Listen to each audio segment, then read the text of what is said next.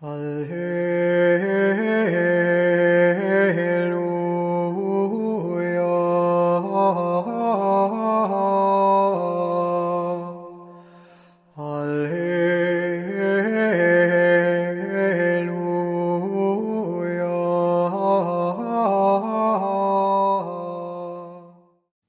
kapananampalataya, may oras ka ba?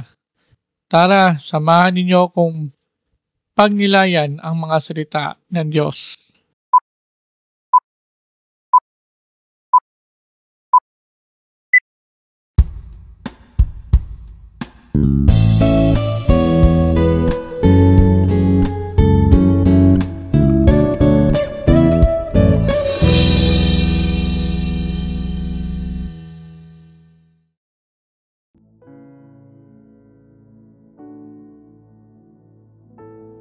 Ang mabuting balita ng ating Panginoon ayon kay San Juan. Noong panong iyon, muling napakita si Jesus sa mga alagad sa tabi ng lawa ng Tiberias.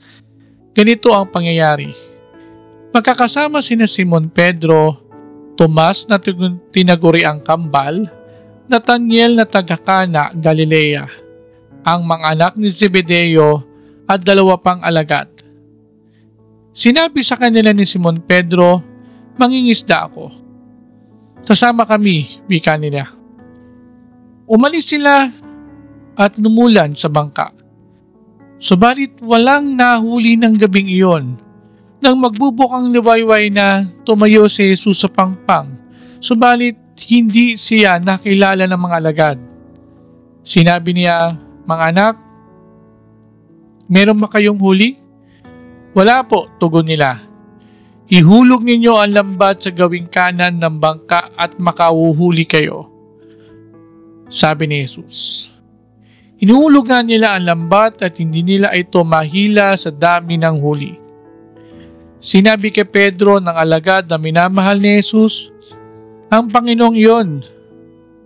Nang maninig ito ni Simon Pedro, siya ay nagsuot ng damit sapagkat hubad siya at tumalon sa tubig. Ang kasama niyang mga alagad ay sumapit sa pangpang, sakay ng munting bangka. Hila-hila ang lambat na puno ng isda.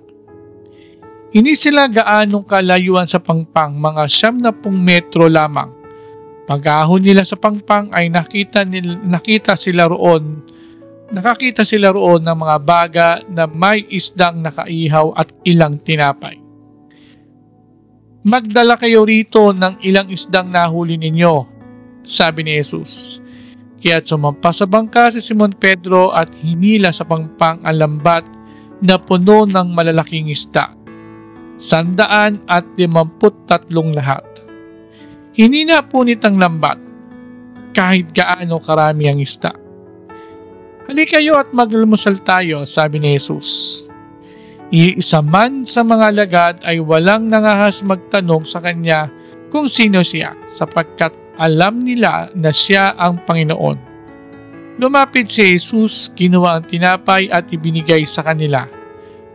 Gayon din ang isda. Ito ang pangatlong pagpapakita ni Jesus sa mga alagad pagkatapos na siya ay muling mabuhay.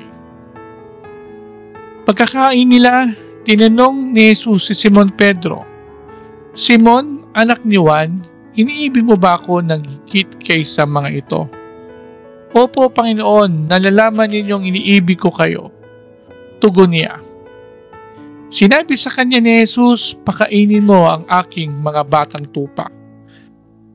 Muli siyang tinanong ni Jesus, "Simon, anak ni Juan, iniibig mo ba ako?" Sumagot si Pedro, "Opo, Panginoon, nalalaman ninyong iniibig ko kayo," ani ni Jesus. "Pangalagaan mo ang aking mga tupa." Pangatlong ulit na tinanong siya ni Jesus, "Simon, anak ni Juan, iniibig mo ba ako?" Nalungkot si Pedro sapagkat makikatlo siyang tinanong, "Niibig mo ba ako?" At sumagot siya, "Panginoon, nalalaman po ninyo ang lahat ng bagay. Nalalaman ninyong iniibig ko kayo." Sinabi sa kanya ni Jesus, "Pakanin mo ang aking mga tupa. Tandaan mong Noong kabataan mo pa, ikaw ang nagbibihis sa iyong sarili at lumalakad ka kung saan mo ibig. Ngunit pagtanda mo, iuunat mo ang iyong mga kamay at iba ang magbibihis sa iyo at dadaling ka kung saan mo ibig, hindi ibig. Kung saan hindi mo ibig. Sinabi niya ito upang ipakilala kung paano mamamatay si Pedro at sa gayoy mapararangalan niya ang Diyos. Pagkatapos, sinabi sa kanya ni Jesus, sumunod ka sa akin. Ang mabuting balita ng ating kaligtasan. Nakikilala mo ba si Jesus? Mga kapananampalataya, tayo ay nasa 3 linggo sa panahon ng muling pagkabuhay ng ating Panginoon. Makikita sa ating ebanghelyo ang tagpo kung saan parang malungkot at walang buhay ang mga alagad. Lalo na wala silang nahuling isda nung sila ay pumalaot. Sa pagkakataong yun ay muling nagpakita si Jesus sa kanila upang bigyan sila ng pag-asa. Marahil ay alam nila na si Jesus yun. Subalit walang nangahas na magtanong o magsabi na siya ngayon. Siguro ay dahil nahihiya sila o dahil may mga kaguluhan pa sa kanilang mga isipan. Sa kabila nito ay inanyayahan sila ni Jesus upang kumain at doon tuluyang namulat ang kanilang mga mata at pangunawa. Sa buhay natin, alam natin na nasa paligid natin ang Diyos. Alam natin na siya ay nakasubaybay sa ating mga buhay, sa ating bawat kilos. Subalit minsan ay natatabunan tayo ng mga kaguluhan sa ating mga isipan dahil sa mga pangyayari sa ating mga buhay. Kung kaya't hindi natin siya tuluyang nakikita at nararamdaman. Pero sa kabila ng ating hindi pagkaunawa sa tunay niyang presensya, gumagawa pa rin ang Diyos ng paraan upang makita natin siya sa iba't ibang mga sitwasyon sa ating mga buhay at anumang mga pagkakamali at hindi pagpansin sa kanyang presensya ay patuloy na tayo ay pinatatawad niya. Patuloy tayong inaanyayahan na lumapit sa kanyang piling. Si Pedro ay nagpakita ng kakaibang Pedro. Ito ay ang Pedro na handang tumugon muli sa tawag ng pagmamahal at paglilingkod sa Panginoon. May mga pagkakamali siyang nagawa, subalit siya ay muling nagbabalik para paglingkuran ang Panginoon. Sa buhay natin, tinatawag din tayo ng Panginoon, subalit may mga pagkakataon na hindi natin maibigay ng buo ang ating mga sarili sa Kanya. Pero patuloy pa rin tayong minamahal ng Panginoon at patuloy pa rin tayong tinatawag. Nandyan pa rin siya upang alalayan tayo at akayin muli pabalik sa Kanya. Piling.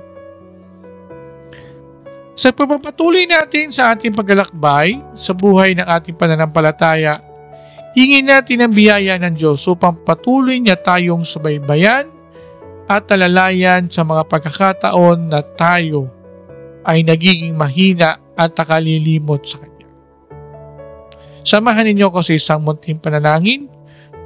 Panginoon, salamat po sa patuloy ninyong pagsubaybay, pag-alalay at pag-akay sa amin pabalik sa iyong piling. Lalo na po sa mga pagkakataon na nagiging mahina at pagulo ang aming mga buhay. Pagpusanan ninyong hayaan na tuluyan kaming makaluyo sa iyong piling. Sapagkat alam namin na kapag kami ay malayo sa iyo, wala kaming magagawa.